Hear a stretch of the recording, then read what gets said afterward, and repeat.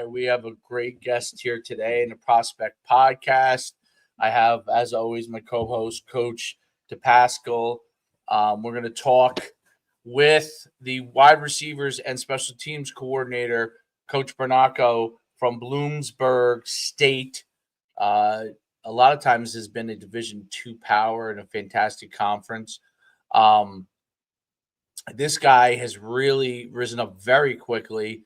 Started as a student assistant way back in 2020. The good thing is his team mascot, which is the Huskies. You know, I got a lot of respect. Oh shit! Yep. Being a fellow Husky, but mine is UConn. So I like it. It's almost the same exact logo too. It's pretty interesting. But yeah, Coach was a student assistant back in 2020, which we've talked about is becoming a very big thing now in the coach community, and we'll talk a lot about it. He went on as a tight ends coach, defensive backs coach for them at Bloomsburg.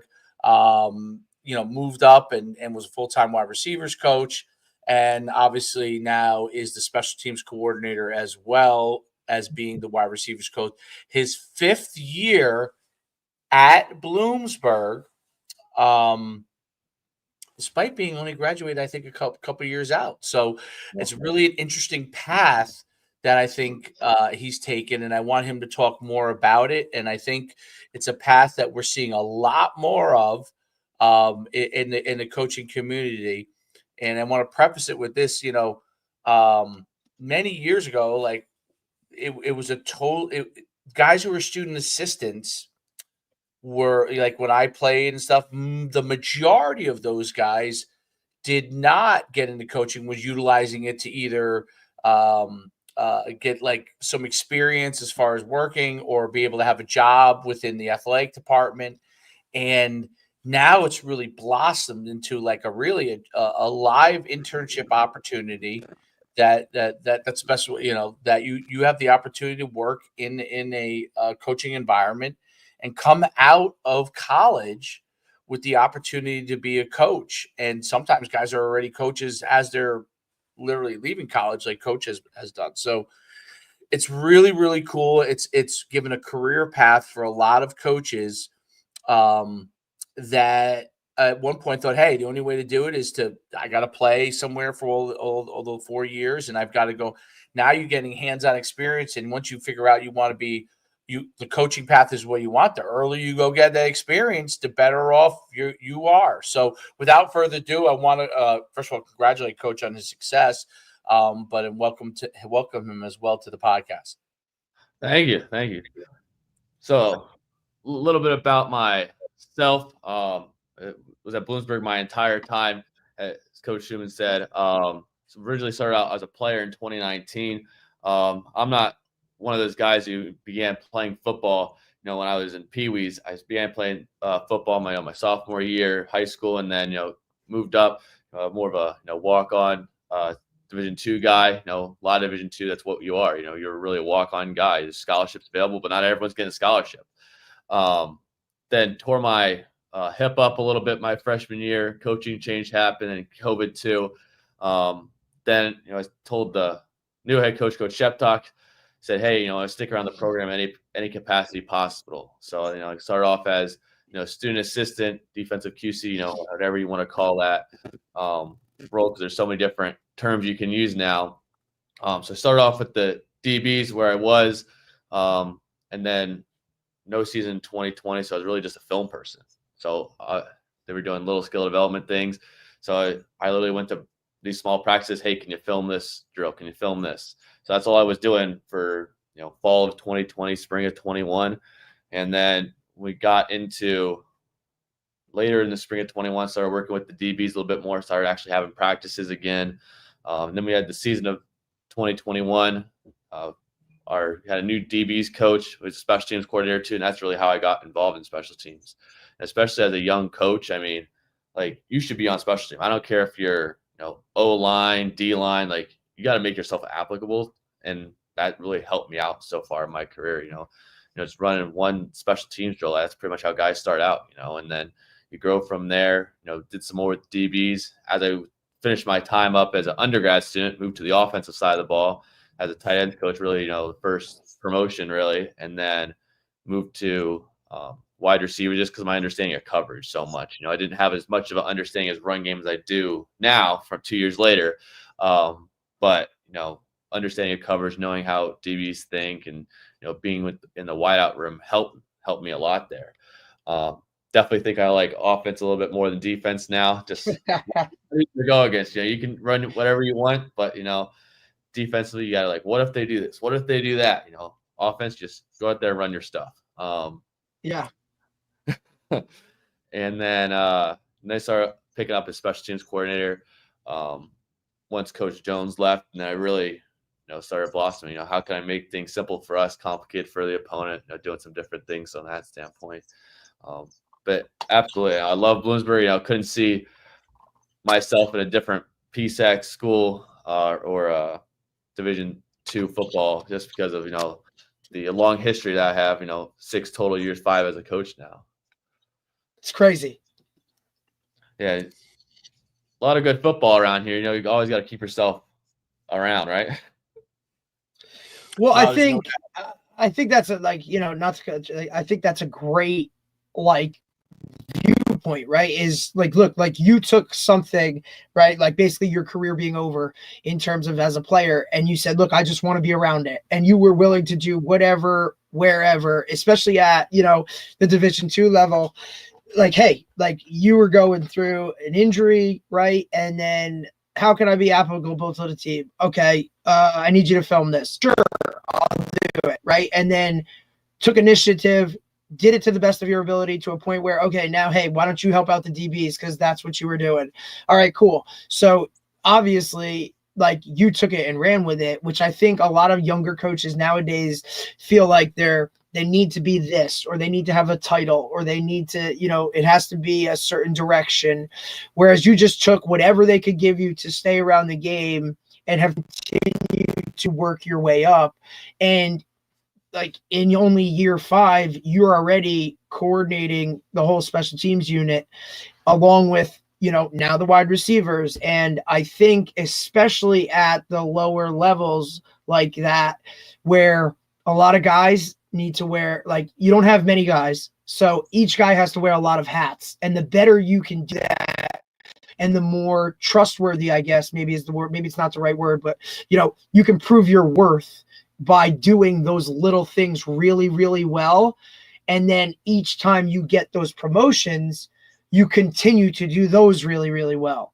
Because had you gone and, let's say, left Bloomsburg, went somewhere else and had tried to start doing this from the jump, I don't think you would have risen as fast as where you are now. I just don't think that's the way it goes, right? In terms of, you earned your stripes basically under your head coach with a little bit of advancements along the way. And now year 5, you're coordinating an entire special teams unit at a pretty damn good PSAC school, which we've now seen PSAC schools really start to take a rise in this NIL world with transfer portal and all those kind of things, even though, it's a high level of academics. We've now seen guys go to that level or go the other direction and go up. So I think it's something to be said for, staying where you're at and kind of, staying grounded and just doing the best job at whatever position or whatever job is given to you. Yeah, absolutely. It's one of those things where your best interview is where you are right now. At the end of the day, the biggest thing, when I started out too, film and recruiting, I felt like I could make the biggest impact there. If I can go out and recruit and, just do film to start out when I'm, 20, 21 years old, I'm going to make myself in a much better situation, make the program better in a small capacity that, might not get realized up front, but, it's going to pay off dividends. Absolutely. No, there's no doubt about it. I mean, you got to think about it too, right? Especially film, right, Dave? Like the film stuff. We see a lot of guys break into it there. And now the next job you move to might not have film, whatever, attached to it. But if all of a sudden it's hey, I can do film, maybe you guys should do it this way, or maybe you have a better, something like that. You're making yourself more marketable. And at the end of the day, as a higher level football coach, when it comes down to it, film is extremely important. It is the, thing that every coach has to look at. And then obviously recruiting, like these are all the lifelines of a higher level program that need to be in place and need to be on point. And that's just, those are 2 boxes that you've already checked on that resume that like, hey, some of these other guys that are in the same boat as me, like they can't do that, Oh yeah, absolutely. I think that's a big part of it. What was it like when you first got to be a student assistant? Like what did they have you doing? What were, did you have to do a lot of menial tasks? What were some of the things that was going on there? So, like I said, I started out during COVID. So really, like I wasn't in the boat of like, oh, we're in a season or we're jumping into this, jumping into that. Like I said, I started off with film, and then we probably got into 21 season. I did all the game day visits, facilitated all that. Coaches would get me guys' names. I get some names, and then we're get them to campus. All right, this is exactly how we're going to do game day visits, stuff like that. Huge media. I picked that up in 2022. That's a very underutilized task. I feel like in today's day and age, like especially like how much you guys understand that, but to run a simple podcast, it's like it might be one podcast, but man, you gotta put content out every day. Whether it's posts, videos, like stuff like that, and like sometimes, especially now with how many things I've done, it's like, man, I need to post more. Just how can I balance that out? And I do a good relationship of working with students. I mean, mainly because I'm so young, but working with students, getting filmers, it's not always the most glorious task of saying, hey, can you come out film for the football team? Especially, a day like today when it's like raining outside, like, hey, we're gonna have practice today. Hey, can you come out and film? Right. Students not really likely for that, but having different photographers at practice, hey, I might not be able to pay you, but hey, this is what I can do. Anytime you need a letter of reference, I'm here for you. You want an internship, I'll help you out. Helping people out in any way possible. And like the more you help, here's a t-shirt. Yeah, exactly. The little things, help everybody out, all make a bigger family, create a good bond between the team and the student community too. That's huge. Yeah, because look, like you want those guys to go back to their dorm and say, there's a game today. Like I'm going to be filming, but like you guys should go and check it out and like, this or that, or, I think that's the buy-in at the lower levels where the lack of staffers in general, right? Like there's not a media department, right? Like you don't have a film department. Like and we talk about it all the time as the lower the levels we get in terms of that stuff, but it's still just as important, right? A menial task where people are like, oh, game day visit. Like, what is that? Like, what do you mean? He's got to like walk people around on a tour? Like, yeah, but he's got to know what he's talking about. And when they ask these questions, that might be the only lifeline between someone coming on campus and that aspect. That could be the difference between landing a recruit and not landing a recruit, right? And then because you can have those relationships with filmers and those types of things, I mean, it's really cool now to see, like, I have a player right now currently who's, a junior, going to be a senior, right on the verge of being a college football player, doesn't really know if he wants to, but he knows he wants to be a teacher and a coach. And I said, buddy, you don't have to go and play. Go to a school and say, I want to be, a student assistant from the jump.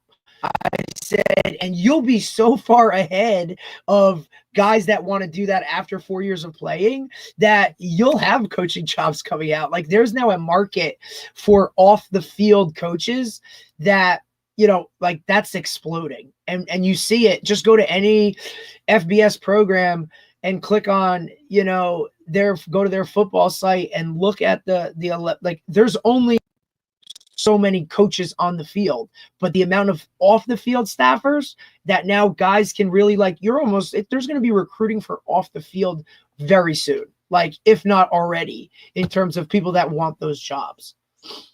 Yeah, absolutely. And that's one of the things too. It's like starting off young helped me out for sure. Cause now it's like, I'm kind of in a place now. It's like, I want to stay at Bloomsburg because, they know my value, especially, being a younger coach, sometimes like if you go somewhere else, like you said before, like you're completely starting over. Like if you start over, man, it's you got to make the climb again. But I feel like you're at a place right now where it's like you have the goals in mind. You know all the players. You know everything about in the building. Like recruiting is something I love.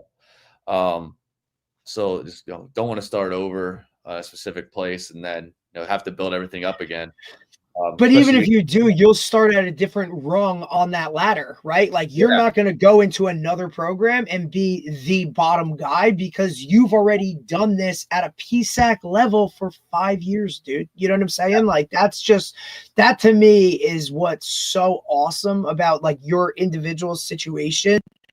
And Dave and I, we talk about this all the time, like, because guys ask us, like, how come you guys never, jumped to college level, or how come you never did this? Well, like, there really is only two kind of tracks in that world. One is your way, where you play at a school, you become the GA, and you work your way up with that. And then you either continue to progress at that school, or when those coach that you've kind of like linked yourself to, whether it be the head coach or a position coach, goes somewhere else, you go with them and you're their guy.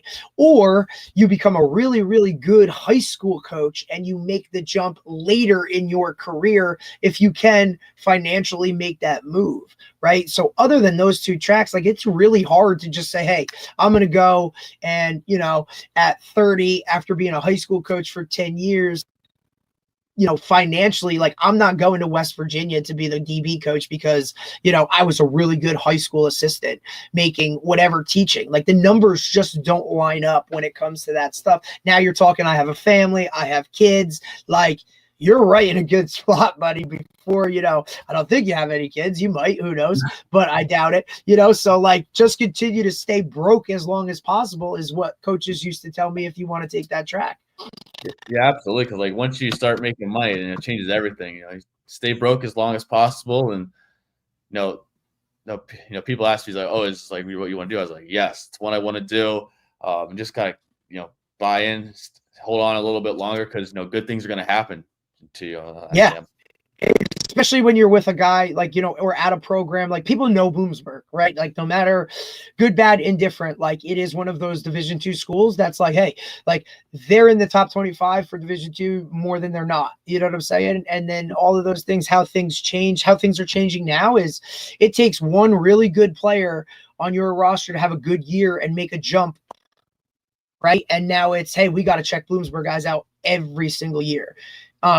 And that's like, do you see? So to get into that a little bit, has the NIL world and the transfer portal, how has it affected Bloomsburg University, if at all?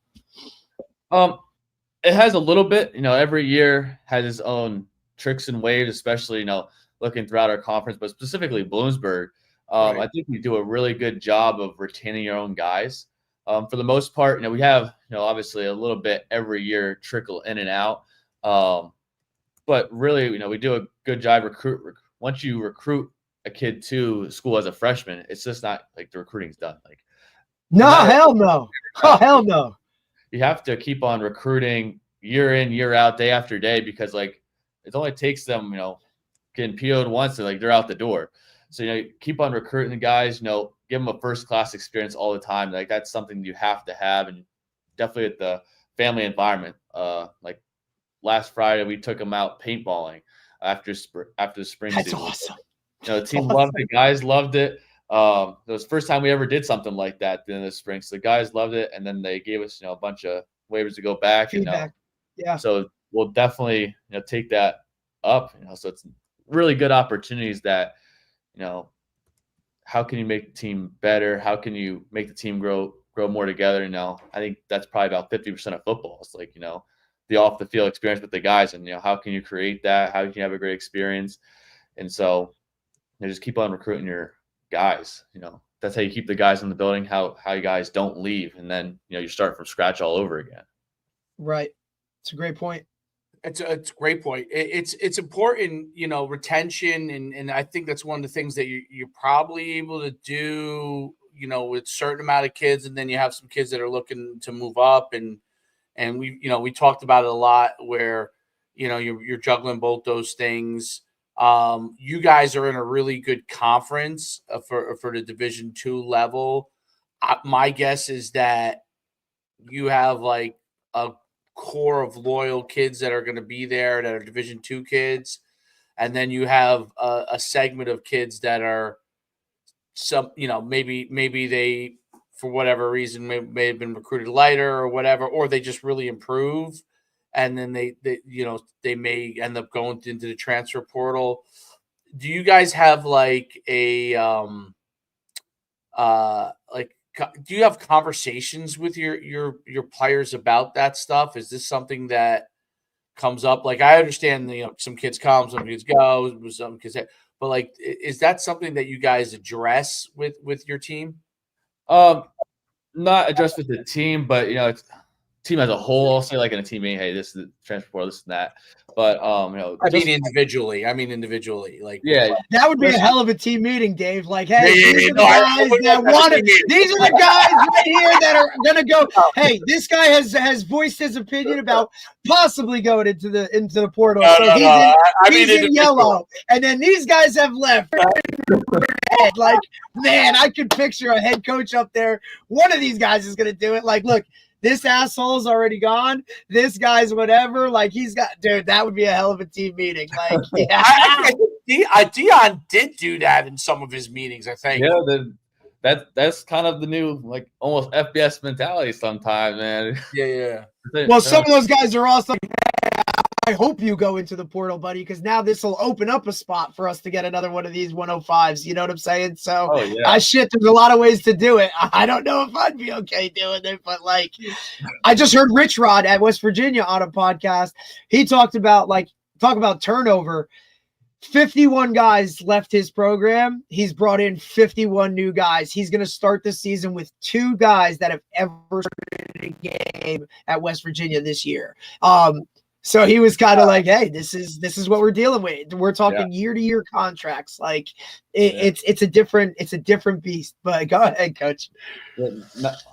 Just kind of build off what you just said there. I mean, I'll get back to that, but when 2021 we went up to Stonehill for our first game after COVID, we had 2 guys on the defensive side of the balls that took defensive snaps in college football before. That's how like crazy young we were back then. That's like, what we've been building here at Bloomsburg. We finally got to that point. Now we're in a really good place. But back to having those individual conversations. A lot of it is, so my biggest pitch is saying, hey, like, the grass isn't always greener on the other side. The biggest thing I tell my guys, one, you need to have fun where you're at.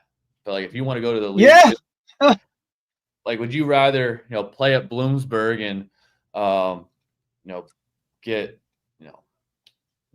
2,500 passing yards, 30 touchdowns, and then, or you'd rather go to, set X, FCS, FBS school, sit on the bench, or, play in a few games, get a few reps here and there.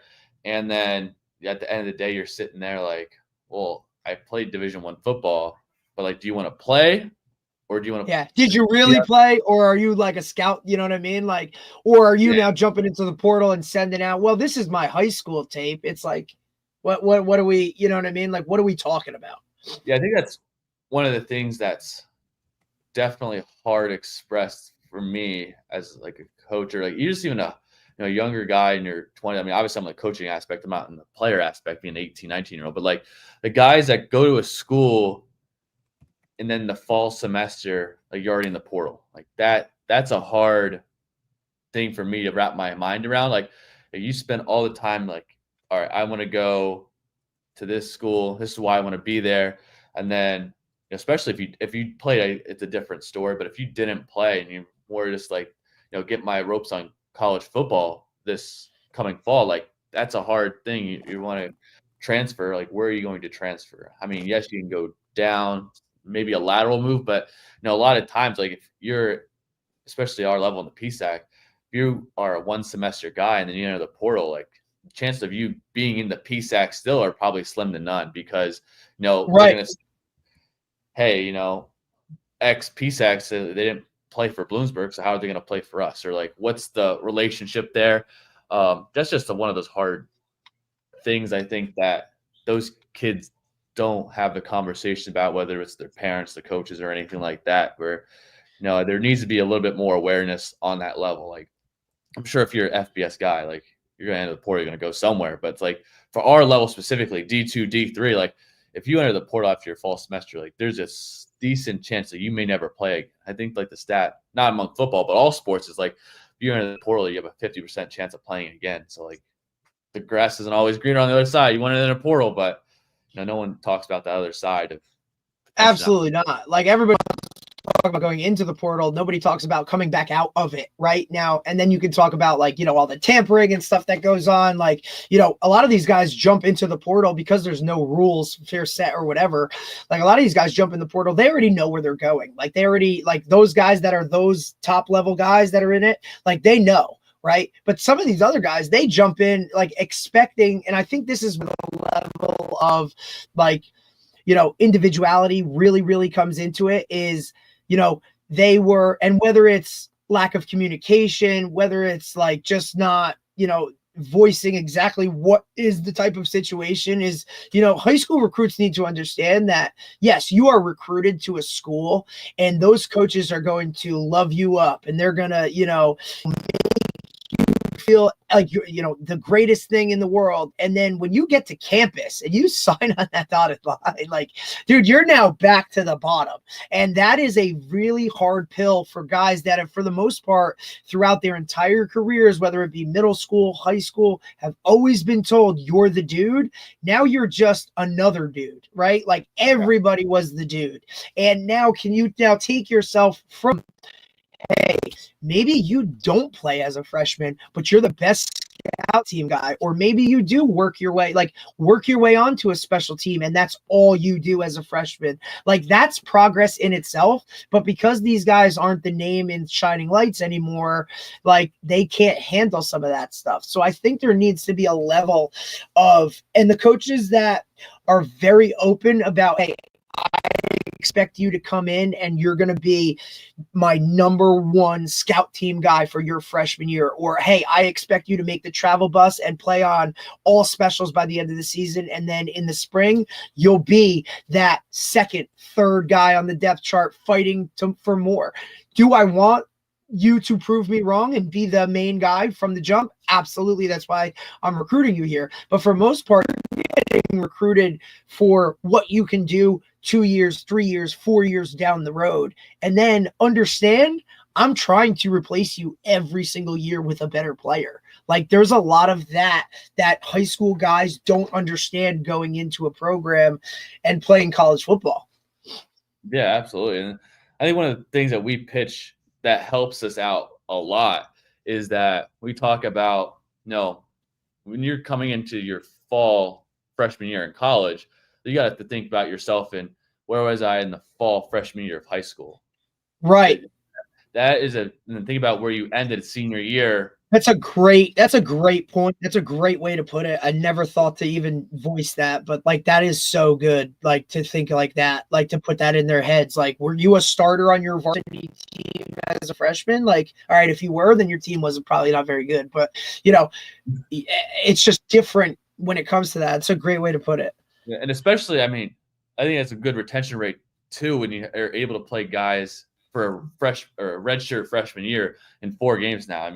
2 years ago they made it 3 games, and now you have D1 rule where you can do 4 games. But like, that's huge. That could be half a season for some teams. Yeah. So that's really huge for us. So really. Is that a big thing that kids they're coming in at Division II level and expecting to play right away? Or oh God, I can only imagine, Dave. It's by student athlete basis. We do utilize that. We've utilized the 3-game rule, multiple different instances.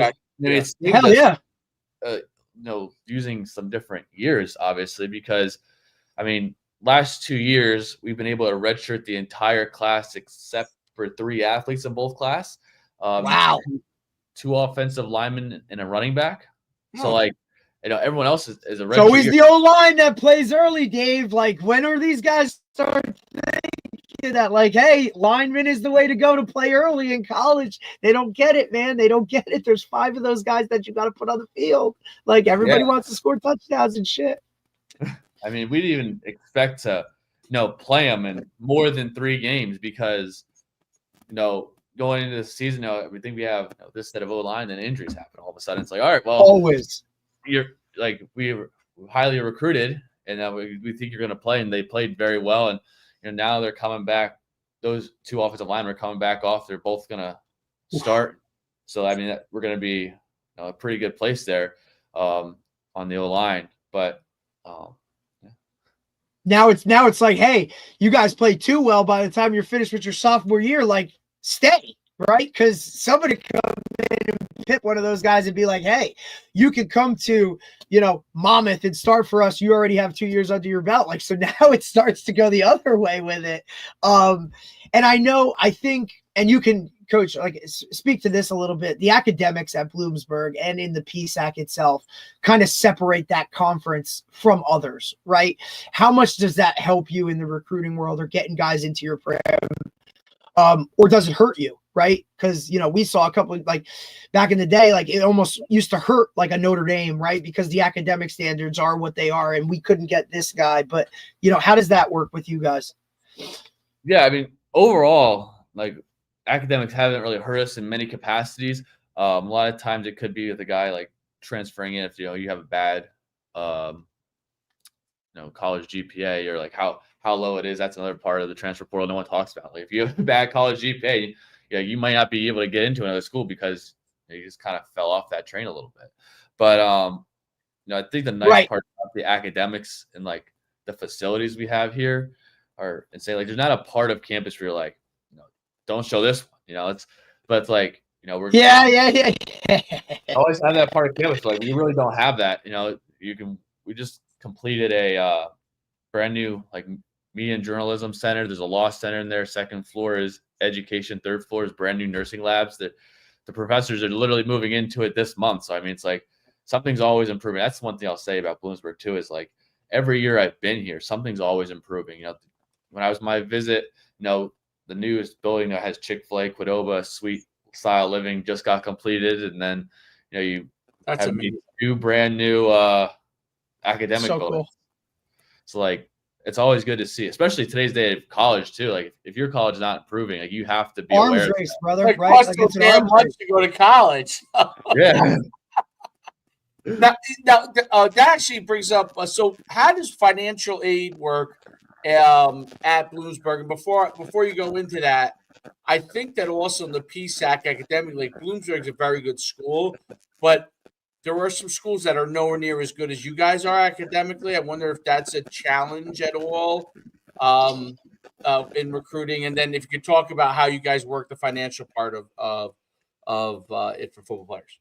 Yeah. So I think the best part about the academic side is we have so many different majors and everything. And Commonwealth University, it's been a integration of 3 schools, basically Mansfield, Lockheed, and Bloomsburg. But it gave students more options overall. But, like, unless you're going for more like an agriculture-based, like, turf management type major, I mean, like, we really have everything. If you want to go down a certain career path, we can get you there. That's crazy. Hey, what's your major? Turf management. I'm gonna, run a golf course, and, like, these greens are gonna be perfect. Turf management when I was in school. Shit, yeah. Like, oh I'd be a golf pro. Yeah, I think like Penn State, and maybe a couple other schools, like other schools in, like, PA that have it. One of our players, when he was being recruited here, one friend wanted to major in turf management. Like, I'm not there. But the fact that as a high school kid, he already knew he wanted to be into turf management. Like, yeah, I want to do this. Like, that's shit. Like, you're talking like, oh yeah, I'm the guy that, gets Yankee Stadium ready to go. Like, that's so cool to me. But on the day off, you get free membership and shoot 18 on the Master. Yeah, that's good. I fucked up. Yeah, we all did. Don't worry. Yeah, who the fuck wanted to be a teacher? What am I doing? What am I doing? Free NFL tickets, free Penn State. I mean, hey, it works out. Do it right. 100%. Go ahead, Coach. Continue with I that. can still go back. I'm 50, 51. I can still do it. Yeah, Dave, listen, go back. All you have to do is sign onto your computer. You'll be fine. Like, you don't even have to go to campus to take classes now. That's right. You got me thinking, Coach. Good. I'm sorry. Go ahead. Go ahead, buddy. Sorry, we digress here a lot, dude. Like, this is like, it's like counting squirrels at this point. Go ahead, Coach. Oh, no, I love it. Yeah, so a little bit of like the financial aid and like making all that work. Like, obviously, the goal is always to make you, paying zero. Now, obviously, Division II, Division III, probably most Division I's are like this, or FCS schools where you can't necessarily make a kid pay zero, but we try to do our best to get to the bottom of that. And being a state school helps you out so much. Oh, absolutely. Being an in-state school, it's $24,000 a year to go here. Out of state, you're looking at $36,000. I mean, that's huge compared to any private school cost. That's talking about 60. Like, so we start off with that number, and then our big thing is can we get all the guys we're interested in recruiting applied by December 15th, because that's a deadline for the university admissions of academic scholarships. So we try to get as many guys we can before December 15th, and then that academic scholarship can range anywhere from $1,000 to $4,000 or $5,000 per year. As long as you keep a 2.0 GPA, which you're an athlete, so you will, you'll be able to maintain that free money essentially. And a lot of things we say too is like, we might get you academic money, athletic money, housing money, but at the end of the day, the parents don't care. If it's free money, it's free money.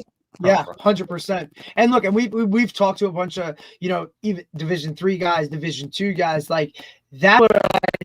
I think another part of this that where parents and athletes at the lower levels don't understand is just because it doesn't say athletic scholarship, or the number isn't here right now, it's pieced together, right? Like, it could be money from housing, it could be money from fast or the finance, like the federal part of it, from academics. Like, at the end of the day, the higher your academic allows us to give you more money based off of, and then kind of where you want to go with that. Certain schools will give within the school will give you certain more amounts if you have a certain GPA. Like, if you really want to just put a hard, fast thing on it, it's like, fellas, have over a 3.5 GPA and you're sitting pretty. Like that helps an astronomical amount.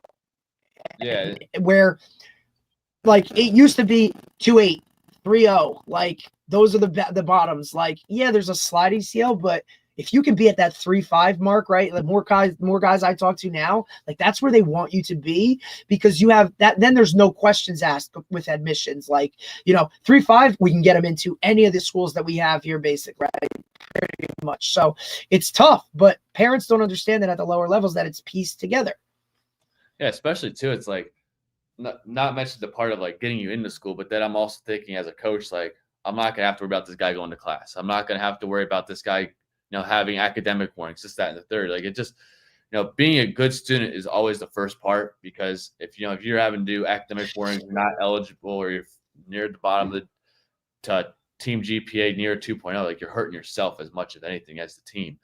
So that's definitely a big part of it. Then we also have the athletic scholarship. We're not a fully funded Division II program, but we do give our student athletes athletic scholarships. And at the end of the day, whether it's $500 or $6,000, $7,000, $8,000, a year potentially, a lot of families just want to go and say, like parents say, hey, my son's on a athletic scholarship. My daughter's on an athletic scholarship at Bloomsburg, insert college X. That's a big thing.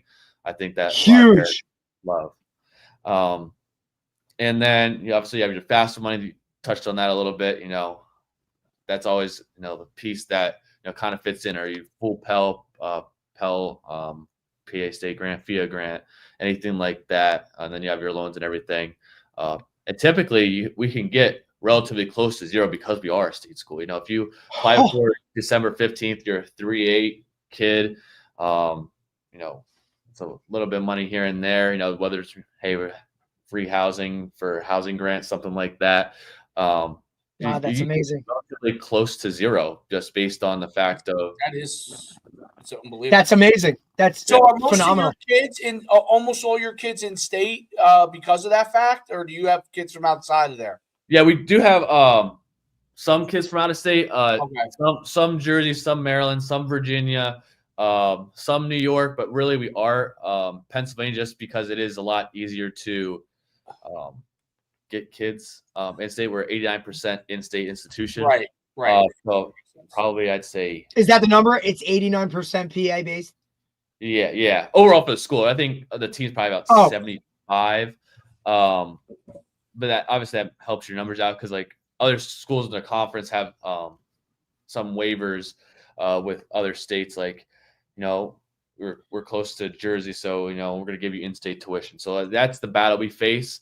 And some depending on who's interested and which kid, because obviously if you start out with a $12,000 cheaper as to be an in-state institution for Bloomsburg, I mean you're going to help yourself out if you're going against like another school that starts off at 40 or 36, for example. Right. Like, so how can you get basically, it's not the starting price. It's how can we get the bottom line close to zero? And that's definitely like the school sells itself. We have great facilities. You can't go hungry on campus. I talked about Chick-fil-A, Qdoba. I think we have I know we have Starbucks, Dunkin'. We have like 6 or 7 places that other eat on campus's main Bloomsburg spots. So it's like, if you go hungry, it's your own fault. Yeah. And look, food is the key to everything, right? Like that's just kind of how it works. That's awesome. Your starting number though is so much lower than a lot of schools, right? I mean, I think we talked to Susquehanna, and what was that, Dave? Like 79 was the start, I think it was. Like parents just hear that initially and they're like, wait, what? Like that's a different level. So to hear 36 and hey, this is just the starting point. We're going to get you. To me, if you're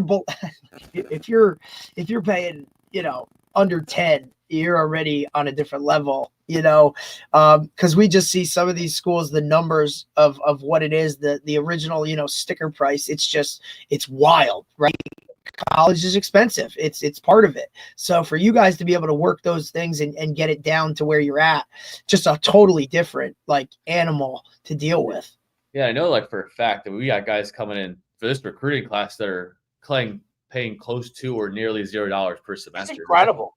Yeah. That's really, it really is, Dave. And you can see why they built the roster they have, right? Like, I mean, and look, there's enough talent in PA to keep those guys in state, like say, hey, why do you even want to go somewhere else, dude? Like you're going to come here. Mom and dad are going to be able to get to the game and watch the games. And even when we travel, right, like they're going to be able to go to those away games and then you're going to play. Like you're not going to sit here to play 1 year, right? We're going to put you in a good spot to play now. Another piece that high school athletes going to college don't understand. It's like, you can go to that FBS or that FCS, but you're going to sit. Like you're going to go from never leaving the field in high school to now sitting the bench and practicing only. And that's going to be a really tough pill to swallow. Oh yeah, absolutely. And that's like going back to the conversation of like, some guys need to have that, thought process. Hey, I'm on the bottom now, or I'm now a freshman in high school again, basically, and just reset the standard. Get in the weight room. That's something we do something big. Like we know you're going to redshirt. In season we lift twice a week, but redshirt freshmen, they lift 3 times a week. And then we actually had a great group of guys on Sundays this year that went to the rec center, lifted on their own on Sundays. Like that's a huge step in the program you want to see. Like you got young guys who want to go out and get better. It's like that's huge strides your program's taking from that capacity. So you gotta love that and keep on growing it. The head coach says it all the time. He said, good teams are led by coaches, great teams are led by players. And when your players are, organizing workouts on their own and guys are not like bitching about, well, so-and-so thinks he knows everything. It's like, no, dude, like you're all like, they want that, right? Like they want that. And that's what takes teams to that next level. Yeah. Like that's like in the paintball thing I was talking about, the quarterback came up with that. They said the team wanted to do it. So we did that. And then we've done a great job this semester, just being involved in the community too. So it's been really great. We did Be the Match. That's a pretty big organization throughout the country now. Looking for bone marrow donors, and did clean up the community for the big event here in Bloomsburg. Did a veterans event. I mean, just different things that like gets the guys closer together, and Yep. love to do it, and that's what you want to see. You don't want to see like the coaches like, all right, this guy's what we have to do, and you have to pull volunteers out for them. Like, we got guys line up. Oh, I want to do this. I want to do this. And that's stuff you want to see. Absolutely. No doubt about it. That Be the Match thing is big. Actually, I know someone that actually really worked for. So that's an amazing thing. What is what's that, Dave? Like donors? Yeah. So Be the Match. So on the bone marrow. Yep. Yeah. Hey, look, been through that process with my cousin that we lost, like the bone marrow stuff. Like that stuff's big, and the more out in it, like people see that and they feeling bad isn't the way to do it, but they're more willing to now support people that are doing those types of things. Because you know what I mean? Like, or even like your outreach community program stuff. Like when they see those guys doing those extra things, people that might be on the fence are now like, oh, absolutely, I'll help those guys out. You know what I mean? Like that adds a lot, to it. And then it just brings your team together. Like we talk about it all the time, the team camaraderie thing, that it's just, and Coach Schuman will attest to it. Like this is a me generation where guys are leaving. They don't care about winning championships. They don't care about the locker room as much. Like, you know what I mean? But there's still a core where this is like about what goes on in that locker room. And this is your brother next to you and you're willing to fight for him. And those are the things that bring that stuff and bring teams together and can push you over the edge, when times get tough, or can keep a team together, when things are not going the way they should. Like those things all matter. They're the little details like that are big. Oh, yeah, absolutely. The little things that bring everyone together. Sorry, Coach, you're up. No, 100%. That is the difference on it. So specifically with what you're doing, philosophy wise, special teams wise, talk about how you build your special teams. What are the things you do to build that part of the team, philosophy and that kind of stuff? Yeah, so big overall arching, I'd say, it's like you want to make full speed decisions all the time.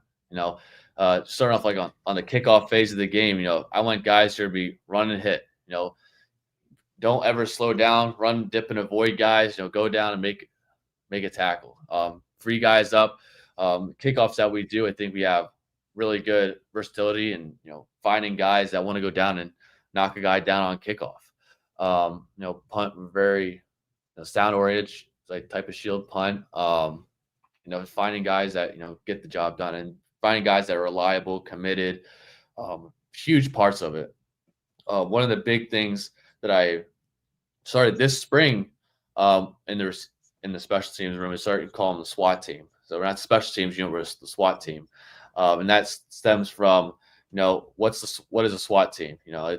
It's a group of team designed for a difficult task. Let's start off with what's punt. What do we want to do? We want to pin the other team deep. Don't want to get it blocked. Punt block. We want to block a punt. Want to have a big return. Set the offense up. Kickoff. We want to pin them deep. Don't let them have a big return. KOR. We want to return it to the house every time. So you're just putting yourself in a difficult situation. And how can you create the buy-in? I think that's definitely a big part. Not especially in your guys' phase of just being in high school a little bit. It's like that third phase of the game is not often appreciated. Yeah.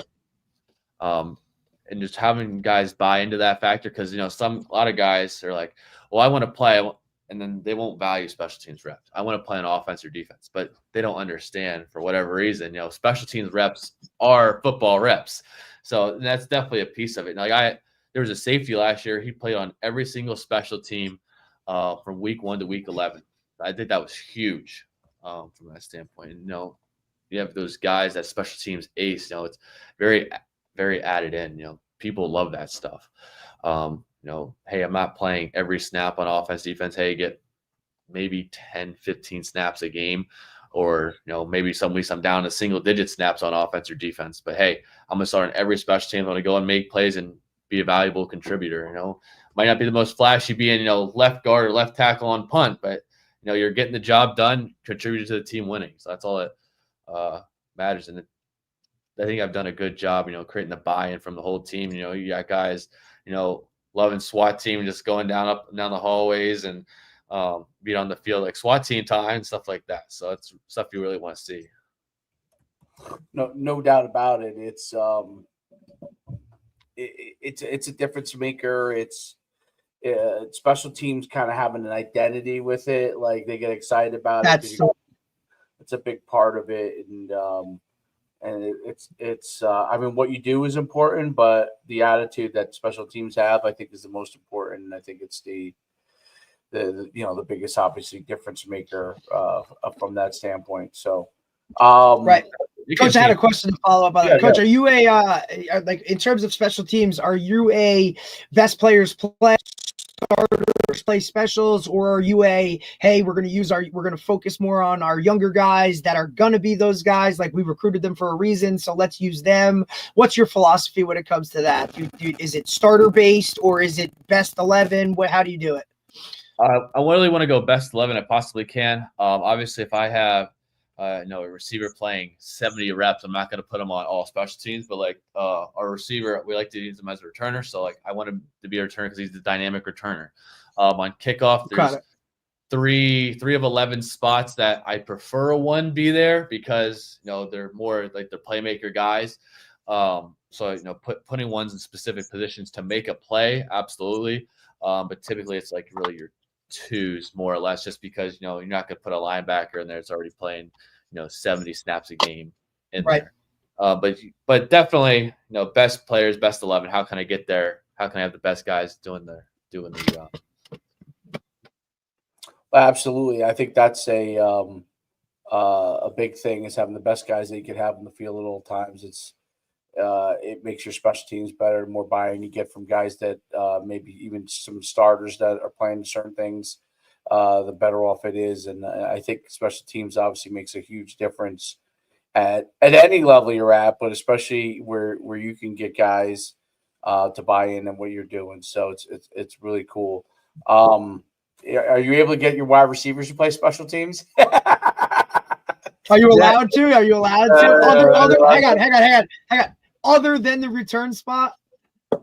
Yeah, so KOR, being a stock block, you have to be able to block, right? So using some of the bigger buys on KOR, biggest thing is like I do my best to get the wide receiver, well, not wide receivers, but all offensive players in general, especially in the college football realm, of like, how can I get them the most tackling reps I possibly can in a practice? It's like hard.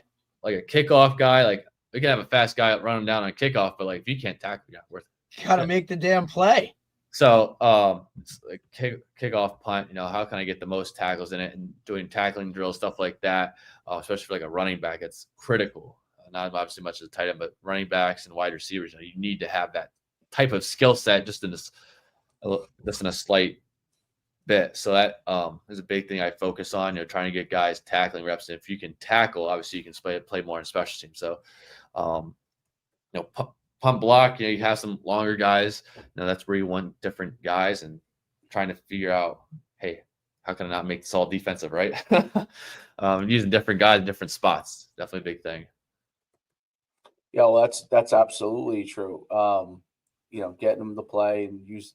Well, first of all, they're your kick returners half the time, I'm guessing, but and your punt returners, especially punt returners. And that's one of the things too. Like I've told multiple guys in our exit interviews, saying, "Hey, if you get to most of the way through week 1 of camp, and you're like, hey, I'm like the third, fourth returner on a 2 deep kickoff return, hey, maybe I should just go over and hop in a drill." I say, tell the guys all the time, not just my guys, but anyone on special teams, like, hey, if you're not in a drill and I don't have your name on there, go ahead and hop in. Like, I don't care, because you want to have the ability to have that skill set, because you never know when that number is going to need to be called. Like, we might be in week 8, week 9.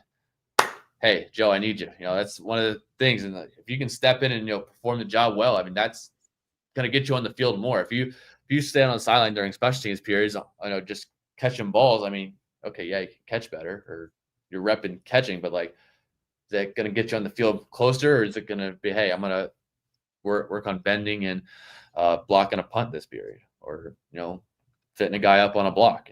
How can you get yourself on special teams quicker? That's definitely a big factor. Yeah, no doubt about it. That's where you get on the field first. So that gets you your opportunities. Right. That shows you what you can do and shows other coaches what you can do. And I think it's a big difference maker. No, it's been great having you on, Derek. Do you have any other questions for Coach? Nah, Coach, I appreciate you, man. We've been going back and forth for a couple weeks. I think it's awesome. Thank you very much for your willingness to kind of hop on and do this, and kind of give our viewers, a little glimpse into, the Division II world, the PSAC world, like what it's like in a younger coach coming up, like staying in that spot and kind of progressing through. And you're moving fast, man. So I look to, hopefully we'll keep this relationship going. And anything you need from us, if we can help you in any way, shape, or form. But look, we really appreciate you taking the time, man. Thank you so much. Yeah, absolutely. Thank you guys for having me. This has definitely been a blast. Something I'd definitely love to do. No doubt. It's great having you on. Awesome, man. Keep rising, Coach. We'll see you soon. See you soon. All right. Thanks, man. Really, really interesting. How the coaching world has really evolved. It's so interesting to me. I mean, I'm trying to equate how more prevalent it is being like someone who wasn't necessarily a player all the way through and then goes into coaching early on. Like, I'm trying to think of something that equates to it, almost like an apprenticeship. That's the best way I would call it. Yeah, like you've done your 2 years of learning, yep. And look, you can only make this much money or whatever it is. Like, everything you do comes through me, right? But I think the guys that realize that, and look, at the end of the day, we talk about this all the time. Like, if you don't love what you're doing, like, it ain't like.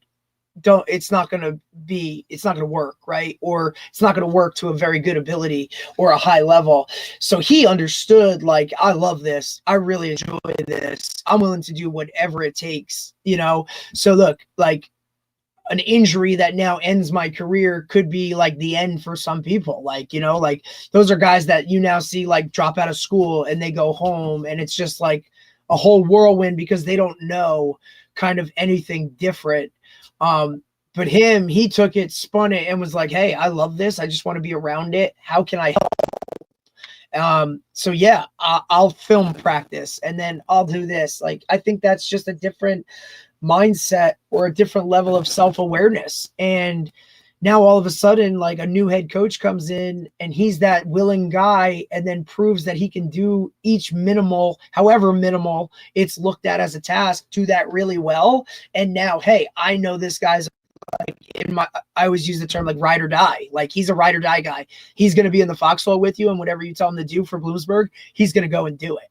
And that's only going to help him in terms of maybe the head coach from Bloomsburg jumps to a different level and takes this guy with him, because he knows we were just having this talk this morning about like being a soldier, right? In terms of like just doing what you're told and not trying to do too much or your own, like, this guy's a soldier, man. Like, he'll walk guys around campus on game day. And then he chose Bloomsburg. So he's going to lobby for Bloomsburg, right? And he knows the answers to those questions about, that parents are going to fire at him and be like, hey, well, why should my kid come to Bloomsburg? Oh, well, this is why, right? Or, I mean, look, the number that's attached to that school, $30-something thousand to go there. And then ultimately you're going to basically be paying very, very little if you're a high level player. Like, dude, that's a game changer for them. Yeah, I think it is a game. I think it's very interesting that how that all works out and how the ability to rise up and figure out what works, figure out how to get an apprenticeship, figure out what to teach a guy from the ground up, almost like you have them as a sponge. You know what I'm saying? Like, there's no no bad habits kind of deal. I don't know if that's Right. the best. Like you're working. But I always talk about it like it's like when you're trying like pottery, right? Like you're trying to ultimately make a bowl, but you got to start with a lump of clay, right? And it's just there on a spinning wheel. And like, that's what he was. He was a lump of clay on a spinning wheel. And the coach, like little by little, year, was like, all right, do this. All right, do that. And then before you know it, you have a bowl, right? And now this bowl is built the way I want it to be. It's my bowl and it can do all of these things for me, right? Or whatever it is. Like, I think that's the kind of way you look at it. Like you said, there's no bad habits. He doesn't know any differently other than Bloomsburg football, which is sometimes a double-edged sword. If he wants to now go somewhere else, he has to now learn a new system. But at the same time, like he's already 5 years into something that some guys might be year one, and he knows the film aspect of it, how to recruit, right? Like how financial aid works, whether it's specific to Bloomsburg or not, right? Like the amount of money and those types of things. He now knows, he's increased his X's and O knowledge by, he was a DB, but now he's on the offensive side of the ball. And when the DB coach he was working with was the special teams guy, he like latched onto that and was like, all right, now I know special teams. And now special teams coordinators, dude, like we've seen those guys move the fastest because it's a third of the game that a lot of people like, everybody wants to be the DB coach. Everybody wants to be this good. Like not many people are like, hey, I want to go be a special teams guy, Right. I think that's a big part of it. Not everybody wants to be in that role. And I think that when you take special teams, you work with a lot of different guys, right? So you work with the entire team, Dave. It's like I tell you all the time, like, why do you, why I like to do that is because I work with every position group. Like there's not a position I don't work with. Whereas if I'm just on the, if I'm just the receivers coach, I only work with receivers. If I'm just a DB coach, I only work with DBs, right? I get to work with everybody on special teams, man. Like, and I get to know every kid, because you're working with the bigs on field goal, extra point. I would never work with O-linemen if I was only a receiver coach. Right. Absolutely. No, there's no doubt about it. I think that's a big difference too, as well. It gives you the ability, it gives you that breadth of knowledge, and not everybody gets that breadth of knowledge, that wide breadth of knowledge that gives you touches every single part of the game. Every time. When I got my first opportunity to be a coordinator, and they were like, you could be a special teams coordinator, I'm like, you know what? Whatever it takes to be a coordinator, right? Like that's and that's like, you also have to work, like you want to work for guys that value special teams, right? And like you were a guy that valued it. I mean, shit, I got time, like ample amounts of time with you as a special teams guy with you that, some head coaches, it's like, okay, it's Thursday, the day before a game. Let's just make sure we have 11 out here. Like, absolutely not. You know what I mean? Like there were segments in practice in terms of not just team segments, like individual work, right? Like you're asking guys on special teams to go and do something that they're really not used to doing, yet you don't even have an individual period to teach them those specific techniques and skills that they need to be successful, right? And then the buy-in needs to be there. Like if you don't emphasize special teams, you just throw it together like it's like another whatever like type of nonchalant phase, dude, that's a problem. Like that's going to cost you in the long run, no matter what. Like at some point, like we averaged 22 to 23 snaps of special teams a game this year, right? So you're getting the least amount of snaps for a unit that's now a third of a game. Like each one of those plays is an impact play, no matter what. Like whether it's field position, whether it's creating a wow play, like a blocked punt or a return, like those things change games. And that's like a whole different mindset in terms of how you approach it and all of those things that could cost you. There's no doubt. It absolutely, it's a big difference. And, people that don't value it, end up hurting themselves when they don't value it. There's no doubt they end up not having as good a team, and then they lose key games because of it. So, but that was really good, man. That was a good pod. That was good stuff. This was Young Guys Week. This was young guys week. So yeah, I didn't even realize that in terms of like what we're like, because like you look at his resume and it's like, oh yeah, 5 years, and you're like, oh shit, like that's a long time. And then you talk to him and you're like, it's like, oh, two as a student assistant, like, and you see the different levels of it too, right? Like he jumped in it because of an injury, whereas coach from our guy from Salisbury, right? Like Connor, like he kind of did it after the fact, right? But the one common denominator with both of those young guys is they're not coaching what they played. They flip sides of the ball, which is a very common thing. And you and I have had this conversation. Like when I coach offense, having played defense in college, like the level of knowledge is just, you might not know the intricacies of playing the position. A little different for me because I did play both, but right. Like when you flip to that side of the ball, like what hurts a defense. So offensively, it puts you schematically or knowledge-wise in a different level. And again, you want to be a Swiss Army knife. You want to make yourself as marketable as possible. You want to make yourself so that you can do multiple things to fit in multiple spots because there aren't many of them. So the more you can do, the more marketable you are, the more appeal you have for someone looking for a coach, right? Like not many people want one trick pony. Absolutely. There's no doubt about it. Really, really good pod. All right. Let's next week we'll be back. And next week we're back. Right now we're back on Tuesday with Nick Paradise, who is the receivers coach at Moravian College or University, whatever it is. Perfect. Okay. Do research. All right. Sounds good. We got a lot of college guys.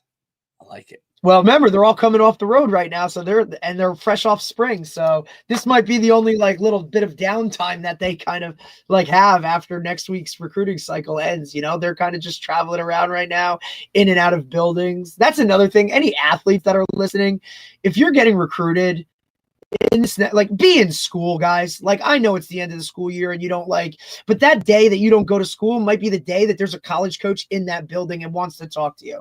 And don't wear fucking pajama pants. Give me a break, dude. Like, to school, you mean? Oh, like, come on, man. Like, put on a pair of sneakers, something that looks like whatever. I mean, look, I might be. I'll die on this hill. Like, dude, dress the part. Okay, like dress the part, because at this point in recruiting, we're splitting hairs.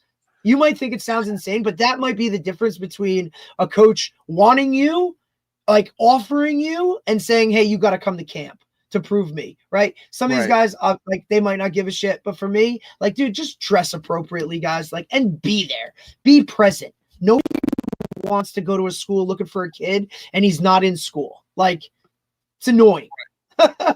Like, these guys are trying to hit 12 schools a day. Like, come on, dude. Like, make it as easy for them as possible. These days, Dave, these are the ones where it's like, hey, we got, this school coming in at 9 and this school's coming in at 9:30 and these guys are coming in at 10. Like, hey, come in class. I need your transcripts. I need this. I need that. Like, do your part, fellas. Do your part. No doubt about it. All right. I got to give you a shout. I did these scores to see where everybody's rated for our little series. Oh shit! There's a lot of close battles. There's some close battles, dude. That's it, dude. That's awesome. Because I think people don't realize, like, what we do is we do a 4-part 7-on-7 series where it's 4 individual tournaments, but we keep a running tally so that at the end of all 4, like, there's an overall champion. I don't want to say it's like a league because each one is like, individual tournament. But at the end of it, like, yeah, we take everything from it and like who's stacking up. And it might not be, like there's a lot of close. And we do it younger. This is 8U, 9U, 10U, 11U, 12U, 13U. So we're talking young kids that have now done, this will be their 4th tournament we're running on Sunday. And if you think these guys aren't paying attention to overall standings, dude, like, they are. Like, those guys want that overall championship. Shit, yeah, they do. Yeah, I'm going through it. It's really it's too bad that Boardwalk Beast Green isn't participating. Yeah, because they're right in the mix. It's them. Yeah, Pressure has 20. They have 18. Pressure's good, bro. Yeah, they're good. Yeah, they're good. They're good. They're good. They are good. And look, we've seen development within these teams. Like some of these teams at the start, it was like, oh boy. And now you see them 2 months later, like puberty happens quick, boys. Let me just tell you, when it hits, it hits. You know, some of these kids were a size 9 shoe. Now they're a 10.5. 2 months later, like it's different. Yeah, no, it's interesting. I'm doing this. It's pretty cool. All right, let's get off here, and I'll give you a shout. All right, Larry. All right, buddy.